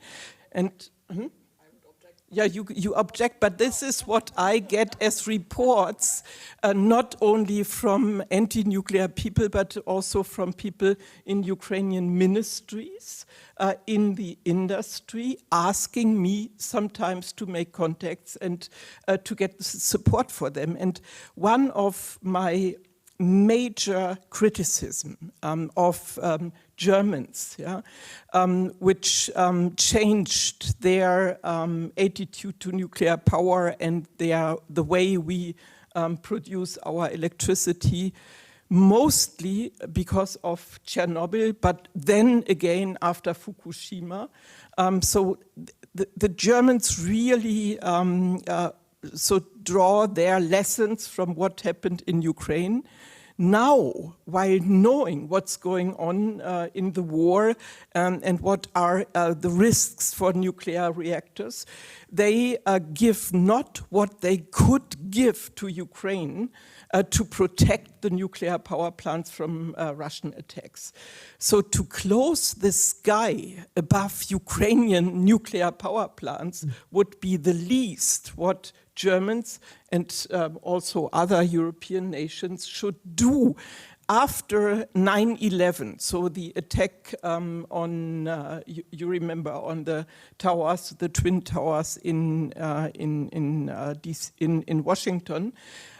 France chose to put air defense around Cap de la Hague, yeah, to protect nuclear installations, which could develop into a very, very risky thing. And nowadays, we allow Russia, we observe that Russians are weaponizing the nuclear system of Ukraine. And so how this attitude in Ukraine will change, we will see. In Germany, we have a new discussion, like in Poland, it's a new discussion. But as a former anti-nuclear activist, now pensioner from any activism besides supporting Ukraine in the war, I would say let's wait and see. So the economy of new builds in the nuclear sector is not convincing. All three recent projects in European and former EU states, in Finland, in France, and in the UK, so therefore former EU, developed into economic disasters before they were connected to the grid, and after they were, with decade-long, more than decade-long delay connected to the grid, they cannot perform as they should perform. Only one example I prepared for any case for today is, so Hinkley Point C, yeah, a new reactor under construction in the UK, was planned and when it was planned, it should cost 16 billion pounds. Now, not yet finished, 2 reactors. Now, in 2026, the planned costs are already 32 billions. Yeah? So the investments you must do in the nuclear sector to connect a new power plant to the grid are huge. And in competition with this are the renewables. You know it, everybody knows it. And so they are getting cheaper and cheaper and cheaper and more competitive.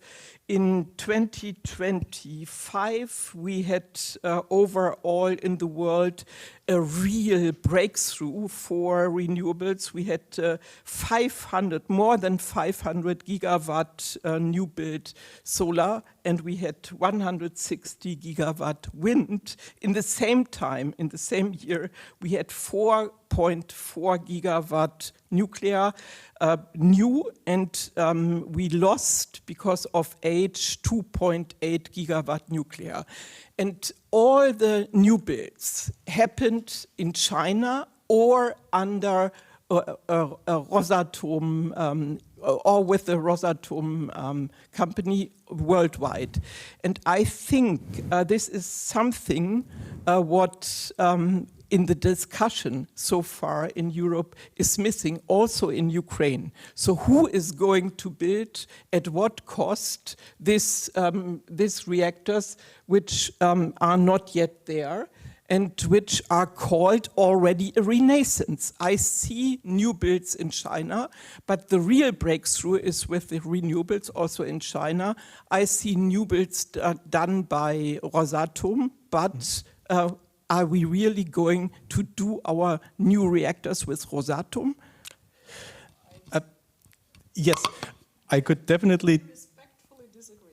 Yes, I could tell that Ms. Wendland was shaking her head actually a few times, and a similar degree of passion could be seen in Mr. Wiech's eyes, but time is sort of running away quick, so we'd say Vox Populi, Vox Dei. And if you're interested to deepen this controversy, you are free to do so. If not, then we'll be happy to hear your other contributions, remarks, or questions. In other words, the audience, the floor is yours. Who would like to kick off, if anyone?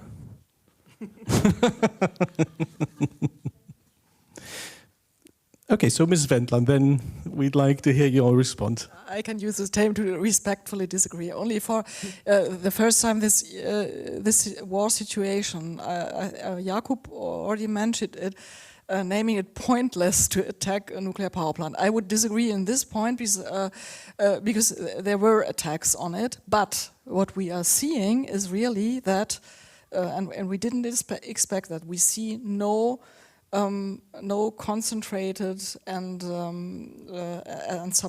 substantial attacks on nuclear power plants with the goal to destroy them. And why we do not see it? Because there is, in a way, a sort of mutual civilian nuclear deterrence, because Russia knows as well that her nuclear power plants are within the range of Ukrainian missiles. In Kursk, in Smolensk, in Rostov-na-Donu. And I think this is the very reason, because we know that Putin doesn't doesn't mind thousands and hundreds of thousands of victims, even in his own army. So this is not the deterrence. But I think the point of deterrence is that they know they can be hit as well. I cannot prove it, but this is what I suggest. The second thing is the Ukrainian power plants managed way better than we expected with these emergency situations. We see many cases of emergency diesel usage after having the nuclear power plants cut off the grid. This is true, but so far we have a relatively good balance of coping. And this is what we didn't expect. Of course, it could be better. It could be better if there was no war, but in this war situation, it was not expected that they coped. And this is the reason they are still running. This is the reason why the Ukrainian power plants, nuclear power plants, are making the lion's share of the Ukrainian grid now. So I would paint the picture a little bit more differentiated, but the more interesting thing is what you said about, we know, of course, Hinkley Point C, but this is, of course, an outlier. If you see the overall picture, we see what has to be done in order to build a nuclear power plant on schedule and on budget. This is high serialization, high standardization, and debureaucratization. If you met these three targets, you can build it on time. We did it in Germany, by the way, in the 80s. So it is done in China. This is not due to what is always suggested, that they have a simpler or a less strict nuclear regulation. No, it's done because they have a high standardization. In Russia, by the way, the same. They build good reactors. Of course, we cannot buy them because it's not acceptable anymore, but they build highly standardized installations, and this is the reason they build it cheaper than the British do in Hinkley Point C. So I would say, of course, Poland now faces this problem, and Poland now bears the burden of proof how to build a nuclear power plant in Europe on schedule and on budget, with a supplier, Westinghouse, and from South Korea. It's open. I do not know whether they will be managing, but I simply, okay, let's wait. And the last point, of course, you said, renewables are simply cheap as sand, and nuclear is so expensive. But coming into mind, why then German electricity prices are the highest in the European Union? This is what Ukrainians see. Why our CO2 emissions are among the highest in the European Union, although we have 25 years of energy transition? This is questions the Eastern Europeans put to the Germans. We are not very, our energy transition in this perspective is not very successful, although we have spent billions of euros onto subsidies into renewables. Have in mind that we Germans pay these 30 billions of euros per year for renewables subsidies, plus for subsidies for electricity. So you should add this to the whole picture. We spend every year, we spend 1 Hinkley Point C only for subsidies of renewables and of our electricity. And I think the public has a right to know that as well, because otherwise it's not the whole picture. But I agree with you in other points. Of course, I see these problems in the nuclear industry, and I think really, if they do not address this problem in Europe, there will be no successful nuclear industry in Europe. Let us see. But at the same time, this is not due to inherent nuclear problems, but I think that's really due to the way you are building these stations. Can I ask one question? Yes, of course. So, one question, very interesting for Poland also, if we follow your advice and give in on the EU or German standards for nuclear, safety standards or and say, okay, the Russians and the Chinese, they are building much cheaper, so and much faster. Do you think this could convince people in Poland to follow the Russian example or the Chinese example? I would be very skeptical. Yes, but you know, this standardization and debureaucratization and serialization, it does not go on the cost of nuclear safety. So these reactor projects as such, they have advanced safety features, you know, that's advanced generation 3+ pressurized water reactors, so they have better safety features than the German nuclear power plants had. So no, public debates. Yes, the public debates and risk perception, which is culturally coded and so on. This is another discussion. Now I'm not only talking technology, of course. There's one question in the audience. Hello, my name is Robert Sperfeld.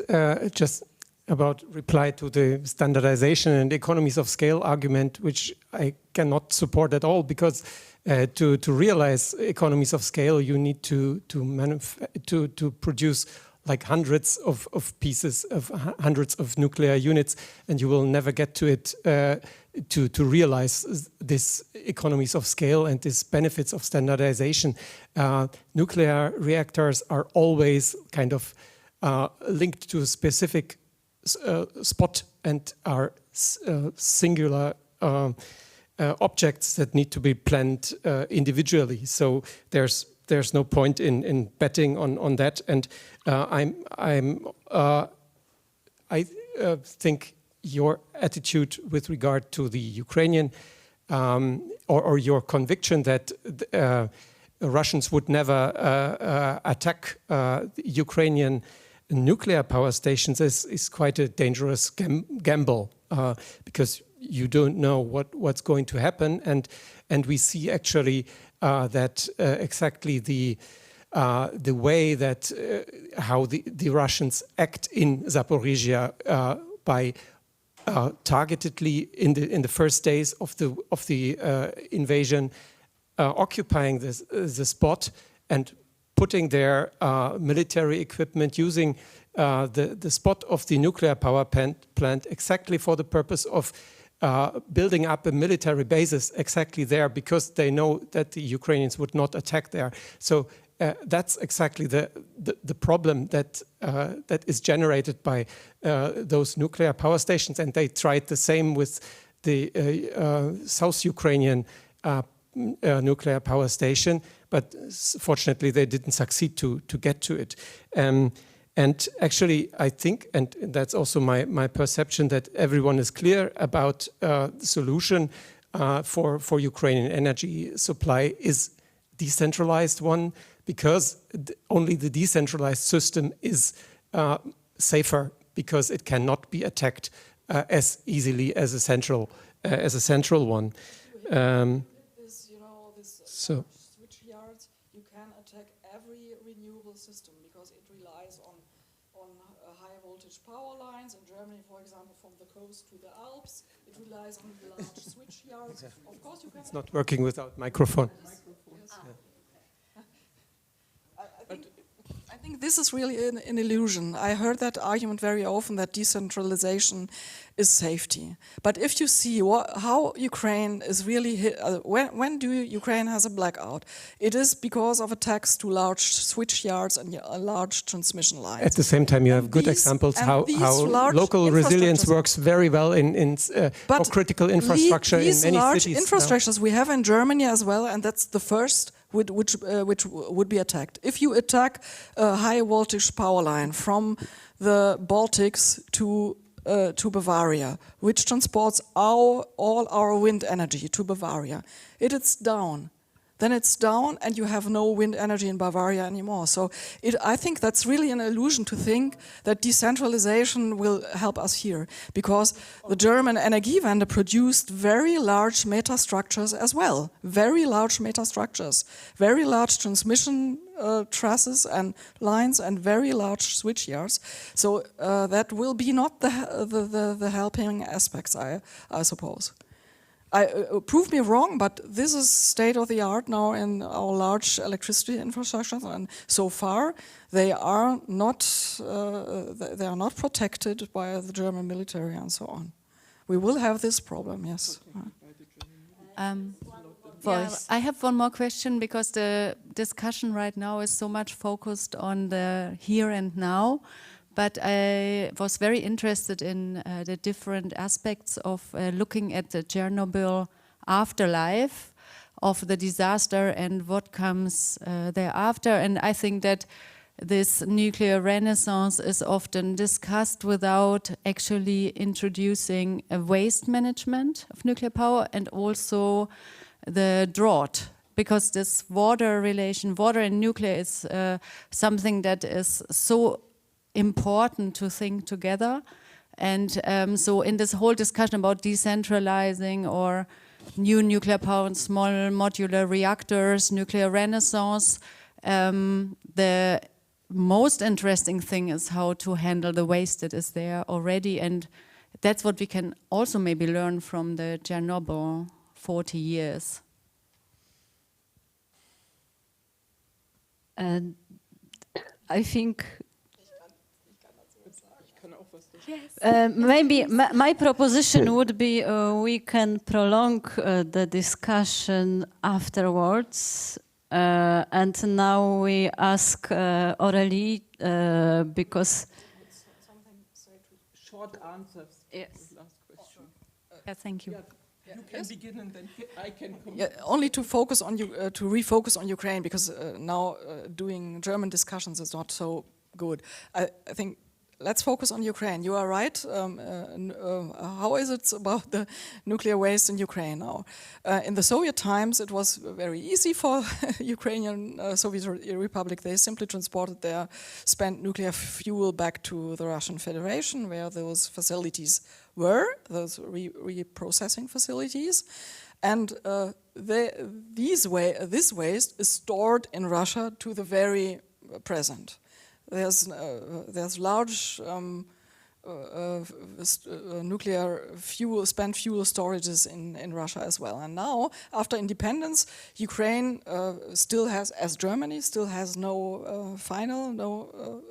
repository, no deep geological repository. It's still looking for one, as Germany is.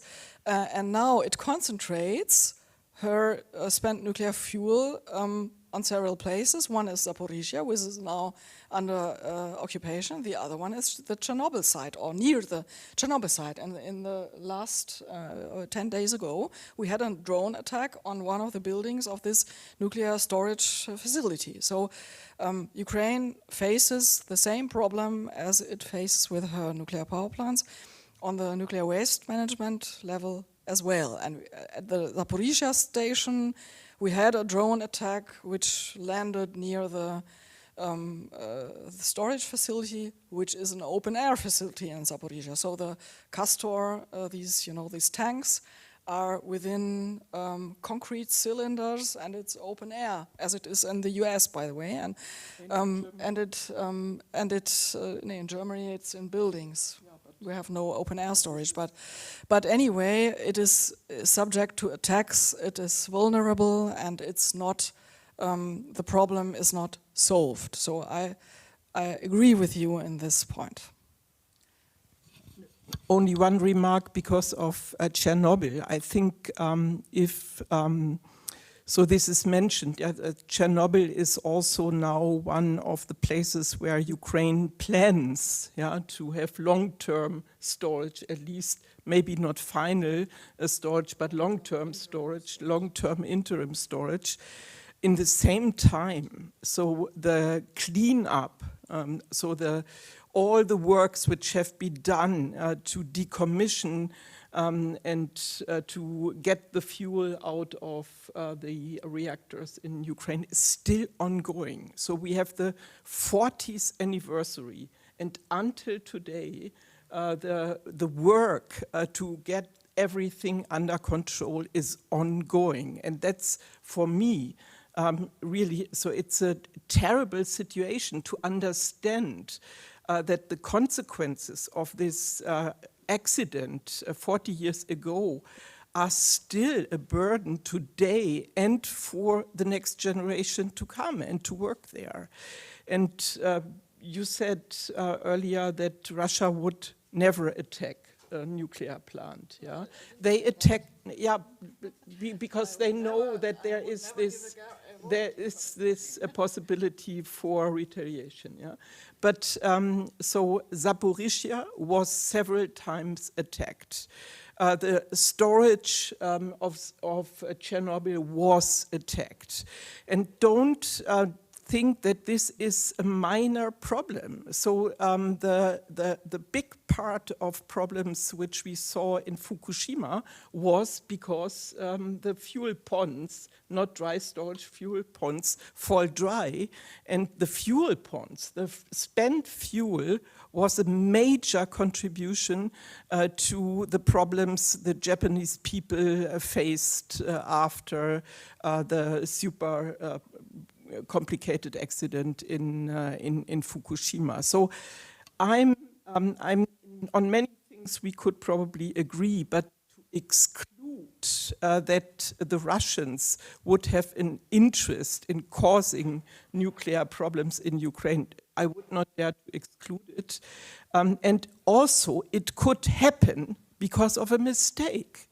So many things happen during a war, and they happened before in the nuclear industry. So I'm still of the opinion that war and nuclear, since Russians refused to follow the international binding agreements to not attack nuclear plants, war and nuclear is something I would not like to continue. Okay, so yes, round of applause. Yes, so first of all, thank you for staying with us all the while here, deep into the evening. There's one more short but very interesting presentation that we would like to offer the floor to now. And just a very short conclusion as well. I don't know if you remember this, Ms. Harms, but you participated in a panel discussion at the Pilecki-Institut in 2020, I think, with our dear friend who is probably watching us here from above, Richard Herzinger, and its title was Memory Wars. And it seems that all kind of events, including the Chernobyl disaster, can be part of such memory wars. That's my own personal historical conclusion, and for now I think thank you very, very much to everyone. Thank you for coming to us from Ukraine and showing this very interesting presentation. Thanks for your contributions and your passion and bringing the whole topic to the contemporary level. And thank you very much to Jakub Wiech, who has joined us from Poland. Thank you. Yes.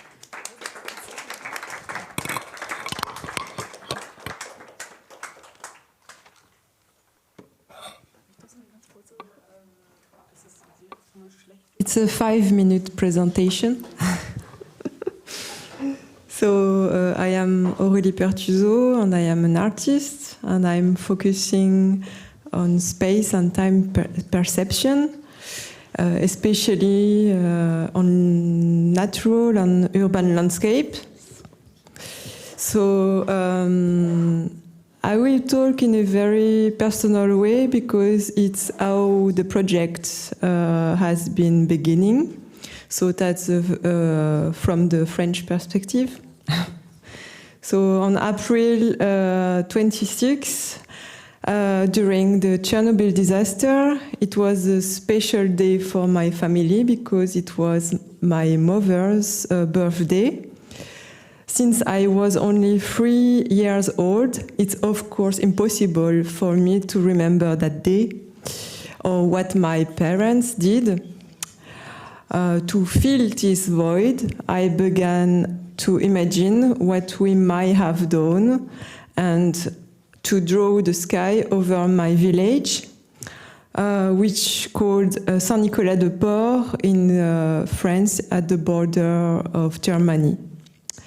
So last year, I showed this drawing during an exhibition in Berlin while telling this story, and people in the audience spontaneously start sharing their own memories with me. So I think it was very powerful for me. So for the past year, I have been collecting and transforming these narratives into skies in a very subjective way. So in order to build a micro-collective archive and a sensitive map of personal and subjective feelings.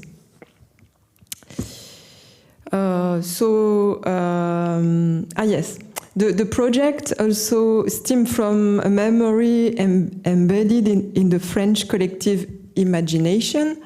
As you may know, at that time, the media and the French government claimed that the cloud had abruptly stopped at the border. So this story was so absurd that everyone still knows it today. Of course, a cloud is surely the last thing that could be confined by spatial boundaries.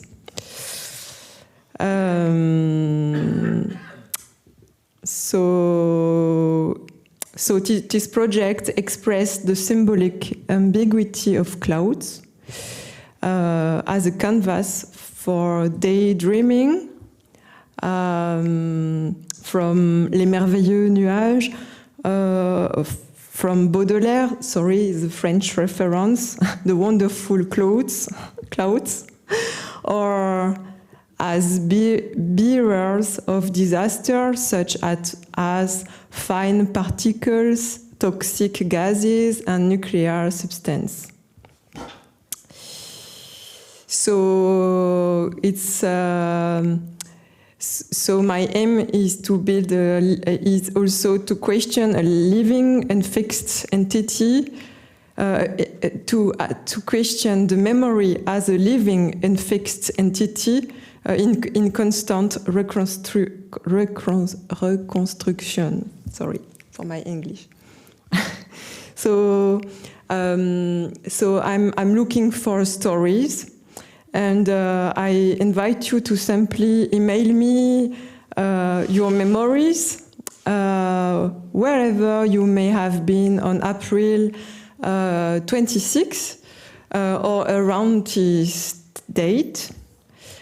Each story will be translated into a unique image as interrupted sky. So I have just this picture. Normally, yes, thank you. And each drawing corresponds to your exact location. So your memory, no matter how vague, constitutes the raw material of this artwork. As my skies embodies the emotional atmosphere I feel in or in between your words. So maybe you can put the last picture with my contact, but now he don't listen me, he don't hear me. No, okay. Here I can do it, or can I do it with that? Yes, that's the story.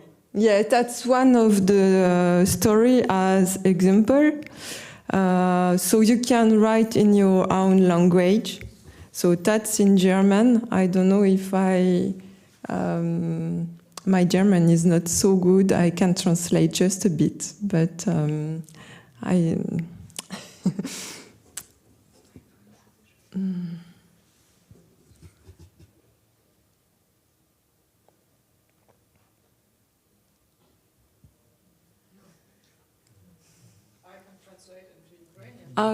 Yes.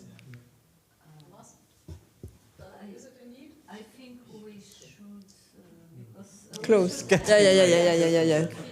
Okay, sorry. So that's okay. Yeah.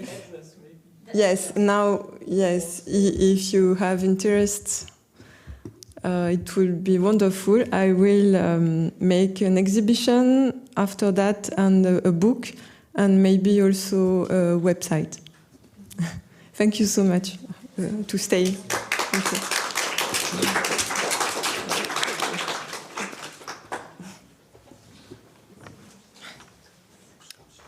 Thank you. Thank you everyone for coming. We hope we didn't stretch your patience, let alone hurt it. And please keep coming up and following our agenda and our events and our program. And thanks a lot for your contributions as well. Have a nice evening. Bye-bye.